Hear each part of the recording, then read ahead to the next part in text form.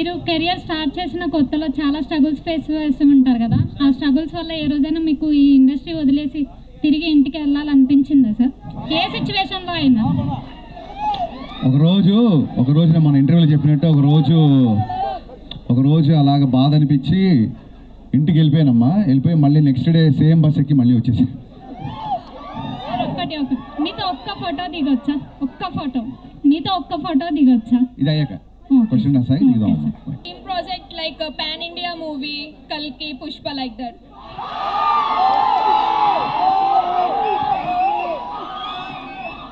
Pan India సినిమాలు plan చేస్తే అమ్మా, మనం ఒక మంచి సినిమా చేస్తే అది ఇండియా మొత్తం ఆదరించినప్పుడు పాన్ ఇండియా అవుతుంది. సో కల్కి ఇలాంటి సినిమాలు చేయడానికి నాగార్జున ఉన్నాడు, పుష్ప లాంటి సినిమాకి సుకుమార్ ఉన్నాడు, నేను నా స్టైల్లో చేస్తాను. Okay sir.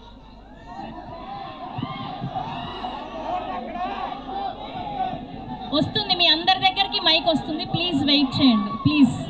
Okay, Pawan Kalyan గారితో గబ్బర్ సింగ్ తీశారు, రవితేజ గారితో మిస్టర్ బచ్చన్ తీశారు. సో అలానే మల్టీ స్టార్తో ఏ మూవీ తీయాలనుకో మీరు ప్లానింగ్లో ఏమైనా ఉందా? యా, డెఫినెట్గా. మీరు ఆ ఫోటో బాగుంది, కెమెరా పెట్టండి.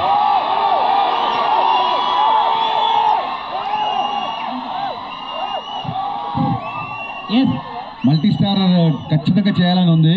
నాతో పాటు మీరు అందరు కూడా మేనిఫెస్ట్ చేయండి, అప్పుడు జరుగుతుంది. ఖచ్చితంగా చేద్దాం. నా బెస్ట్ సినిమా ఆగస్టు 14 ప్రీమియర్స్ నుంచి ఆగస్ట్ 15 రిలీజ్ కాబోతుంది, మిస్టర్ బచ్చన్.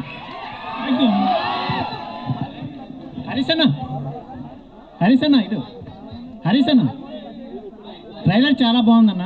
Thank you. మా హోప్ కూడా మీరే. మీ క్యాప్షన్లో ద ఓన్లీ హోప్ అని పెట్టారు, మీరు కూడా మా హోప్ అన్న. రవితేజకి ఎలా హిట్ అవ్వాలన్న, మనందరికీ హోప్ మా సినిమానే. థ్యాంక్స్ అన్న. Thank you.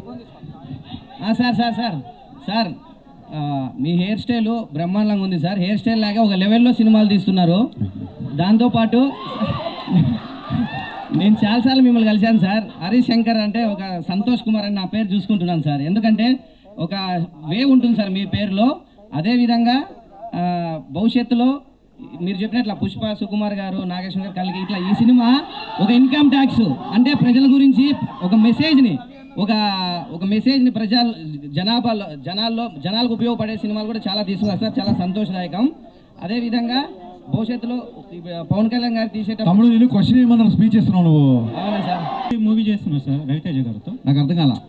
మళ్ళీ సార్లో చాలా సంవత్సరాల తర్వాత రవితేజ గారితో సినిమా చేశారు. ఇన్స్పైరింగ్ ఏంటి? ఏం నచ్చి మళ్ళీ చేశారు అని? రవితేజ గారు నేను ఫస్ట్ సినిమాకి ఎలా ఉన్నారో ఇప్పుడు కూడా అలాగే ఉన్నారు, ఏం చేంజ్ అవ్వలేదు. అదే బాగా నచ్చింది. Thank you.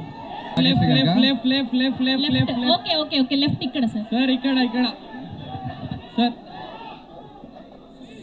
సెప్టెంబర్ 2 ఏమన్నా అప్డేట్ ఉందా? సెప్టెంబర్ 2 ఏమన్నా అప్డేట్ ఉందా అంట. First August 14 evening update, August 15 morning update follow అవ్వు, తర్వాత చూద్దాం సెప్టెంబర్. సార్ ఇక్కడ సార్ మిస్టర్ బచ్చన్, మీరు బచ్చన్ గారికి ఇన్స్పిరేషన్గా ఉంది కదా సార్, ఆయనకు తెలుసా అది? ఏది? బచ్చన్ గారికి తెలుసా? తెలుసు.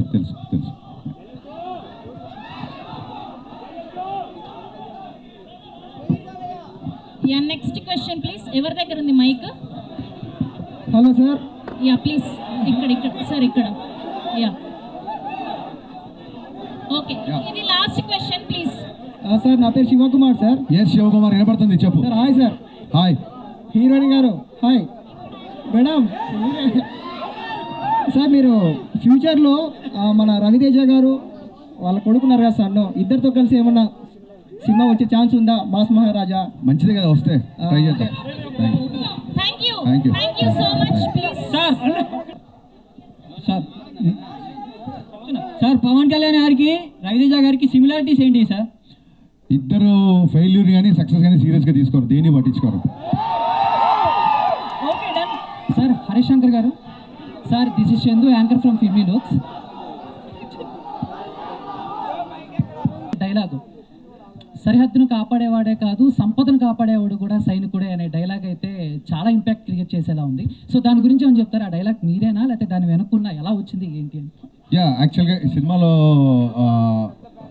నేను డైలాగ్స్ రాశాను, నాతో పాటు ప్రవీణ్ వర్మ అని ఇంకోతను కూడా అడిషనల్ డైలాగ్స్ రాశాడు. అతను ఇక్కడ